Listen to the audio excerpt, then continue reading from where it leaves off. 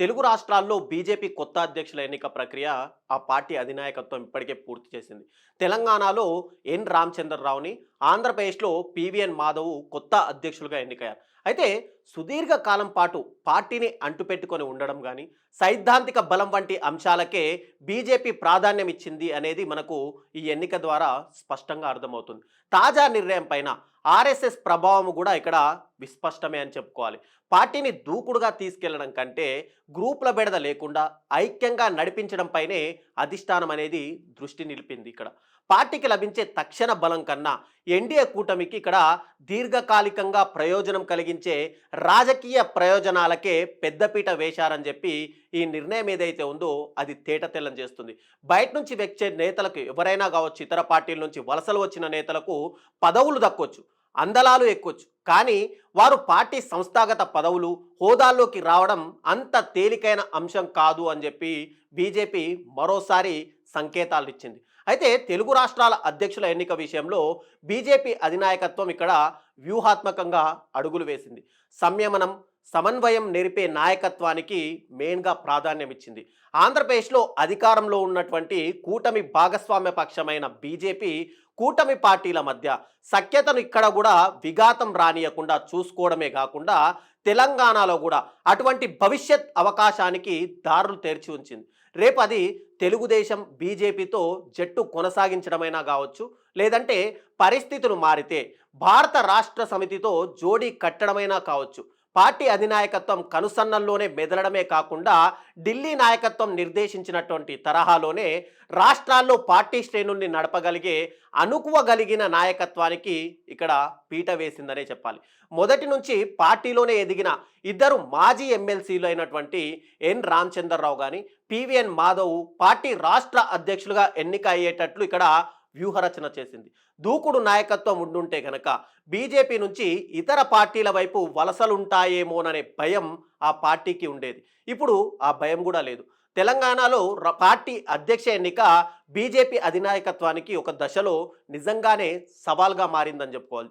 పలువురు నాయకులు ఈ పదవిని ఆశించడమే కాకుండా ముమ్మరంగా తమ వంతు ప్రయత్నాలు కూడా చేశారు. అనేక తర్జన భర్జనల తర్వాత అధిష్టానము ఇక్కడ రామచంద్రారావు వైపు మొగ్గిందని చెప్పాలి. ఈ పదవిని ఆశించడమే కాకుండా ఢిల్లీ నాయకత్వాన్ని మెప్పించే ప్రయత్నం చేసినటువంటి మాజీ మంత్రి ఈటల రాజేందర్కి ఇక్కడ నిరాశ మిగిలింది. ఈటలకు పార్టీలో చేరికల కమిటీ నేతృత్వం అనేది ఆ పదవి ఇచ్చినప్పటికీ కూడా ఆశించిన స్థాయిలో చేరికలు జరగకపోవడం, పార్టీలో పాత కొత్త నాయకుల మధ్య మనస్పర్ధలు పెరగడం వంటివి అధినాయకత్వానికి ఇక్కడ చికాకు కలిగించాయి. బీజేపీ సీఎం అభ్యర్థిగా ప్రచారం జరగడం, గజ్వేల్తో పాటు హుజూరాబాద్లోనూ ఆయన ఓడిపోవడం వంటివే కాకుండా బీజేపీ సంస్థాగత ఎన్నికల నిబంధనలు కూడా ఇక్కడ ఈటెల రాజేందర్కు ప్రతికూలంగా మారాయి. ఈటలకు గనక పార్టీ అధ్యక్ష పీఠం దక్కకపోవడం ఒక్కటే ఇక్కడ కేంద్ర మంత్రి బండి సంజయ్కి మిగిలిన సంతృప్తి అని చెప్పి కూడా ఇప్పుడు భారతీయ జనతా పార్టీలో ఒక గుసగుసలు వినిపిస్తున్నాయి. బయటికి ఆసక్తిని వెల్లడించలేకపోయినా ఒక దశలో తాను పోటీదారును కాదని ప్రకటించినా కూడా మరోమారు అధ్యక్షుడు కావాలని అటు బండి సంజయ్కి లోపల ఉన్నట్టు కూడా మనకు అర్థమవుతుంది. అందుకు కారణం ఆయన బాగా పనిచేస్తున్నప్పుడు, పార్టీకి మంచి పేరు తెచ్చినప్పుడు అర్ధాంతరంగా ఆయన్ని తప్పించడమే. పార్టీ ఎదుగుదలకు నేనే కారణం అనే స్థితిలోకి అధ్యక్షుడు వెళ్ళిపోయారని, నేనును ఎప్పుడు కూడా బీజేపీ నాయకత్వం అంగీకరించదని చెప్పి పార్టీలోని కొందరు అప్పట్లో చాలా వరకు బయట చెప్పేవారు. ఇక తెలంగాణ అధ్యక్ష స్థానానికి ఎంపీలు అరవింద్ కానీ, డీకే అర్ణ కానీ, రఘునందన్ రావు కానీ, డాక్టర్ లక్ష్మణ్ పేర్లు ప్రచారంలోకి రావడం కూడా ఇక్కడ జరిగినటువంటి ఒక ఆటలో భాగమే అని చెప్పాలి. అయితే బీజేపీ అధిష్టానం వైఖరి కొన్నిసార్లు ఇక్కడ విచిత్రంగా ఉంటుంది. తెలుగు రాష్ట్రాల్లో సంస్థాగతంగా పార్టీ బలోపేతం పైన దృష్టి నిలిపినటువంటి గొప్ప చరిత్ర ఏది బీజేపీకి లేదు. ఏదో సమీకరణాల్లో అయితే రాష్ట్రం రావాలి, లేదంటే వ్యూహం నెరవేరి ఎన్డీఏకి ఇక్కడ లబ్ధి చేకూరాలి. ఏపీ తెలంగాణలో అధ్యక్ష ఎన్నికలకు అదే వ్యూహాన్ని అనుసరించినట్టు ఇక్కడ స్పష్టంగా కనిపిస్తుంది. కూటమి పార్టీల మధ్య సఖ్యతకు కానీ సయోధ్యకు కానీ మాజీ ఎమ్మెల్సీ పీవీఎన్ మాధవ్ అధ్యక్షులైతే గనక అందరికీ ఇక్కడ ఆమోదయోగ్యంగా, అధిష్టానానికి ఇక్కడ తలలో నాలుకగా ఉంటారనే చెప్పి ఇక్కడ బీజేపీ ఒక నిర్ణయానికి వచ్చినట్టుంది. ఇక కూటమి మిత్రులకు ఈ విషయంలో స్పష్టమైన సంకేతాలు ఇవ్వడం కూడా పార్టీకి చాలా ముఖ్యం. మాధవ్ అనే వ్యక్తి దివంగత నేత అయినటువంటి పివి చలపతిరావు తనయుడు. 2 పర్యాయాలు ఎమ్మెల్సీగా ఉండి ఉమ్మడి ఏపీ బీజేపీ రాష్ట్ర అధ్యక్షుడుగాను పనిచేసినటువంటి చలపతిరావుకు ఇక్కడ చాలా మంచి పేరుండేది. అయితే కోస్తాంధ్ర ప్రాంతం నుంచి సుదీర్ఘ కాలం ఆయనే బీజేపీకి పెద్ద దిక్కుగా కూడా ఉన్నారు. ఇక తెలంగాణలో రామచంద్రారావు అధ్యక్షుడు అవ్వడం చాన్నాళ్లుగా పార్టీని అంటుపెట్టుకొనున్న పాత నాయకులను ఇక్కడ సంతృప్తినిచ్చే నిర్ణయం. ఉస్మానియా విశ్వవిద్యాలయం విద్యార్థి విభాగం నుంచి యువమోర్చా నుంచి ఎదిగినటువంటి నాయకుడు ఆయన. సంప్రదింపుల్లో ఇక్కడ దిట్ట అనే పేరుంది. ఎమ్మెల్సీగా ప్రాతినిధ్యం వహిస్తూ మండలిలో పార్టీ నాయకుడిగా కూడా వ్యవహరించారు. ప్రజలు తమకు అవకాశం ఇస్తే బీసీని ముఖ్యమంత్రిని చేస్తామని చెప్పిన పార్టీ అధినాయకత్వం ఇక్కడ ఇతర వర్గాలు అంటే అగ్రవర్ణాలను దూరం చేసుకోవద్దు అనే ఒక వ్యూహమే ఇక్కడ పనిచేసి ఉంటుంది.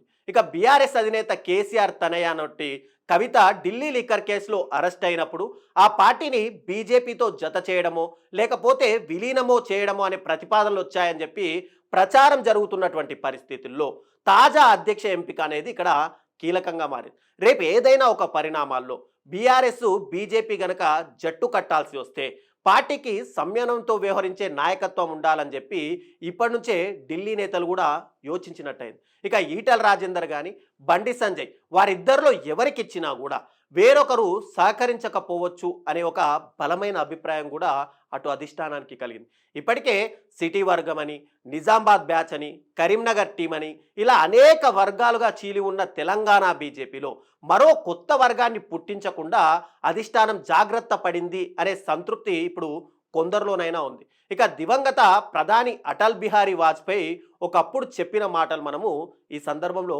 గుర్తు చేసుకోవాలి.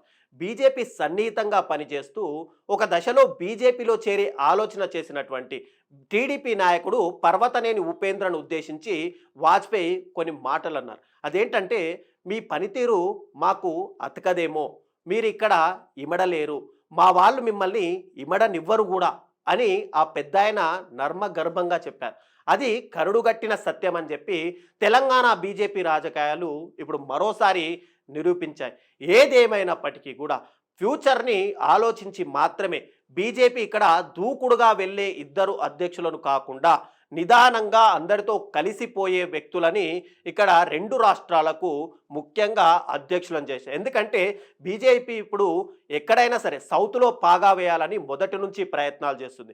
దాంట్లో భాగంగానే ఒక కర్ణాటకలో మాత్రమే అటు బీజేపీ పుంజుకునే అవకాశాలు ఉండగా మరోవైపు ఏపీలో మిత్రపక్షంగా వ్యవహరిస్తుంది. ఇప్పుడు తెలంగాణలో కూడా ఒకవేళ రామచంద్రరావును తీస్తే స్థానిక ఎన్నికలు త్వరలో ఉన్నాయి కాబట్టి అందరినీ కలుపుకోపెళ్ళే వ్యక్తిత్వం ఉన్న వ్యక్తి కాబట్టి ఆయన్ని ఇక్కడ అధ్యక్షుడిని చేశారని చెప్పి, మరోవైపు ఏపీలో కూటమిలో ఎలాంటి విచ్ఛిన్నాలు జరగకూడదు కాబట్టి అంతటి నిదానస్తుడుగా పేరున్నటువంటి మాధవ్ని ఇక్కడ ఏపీ బీజేపీ అధ్యక్షుడిగా కూడా చేశారన్నది నిజంగా స్పష్టమైన విషయమే.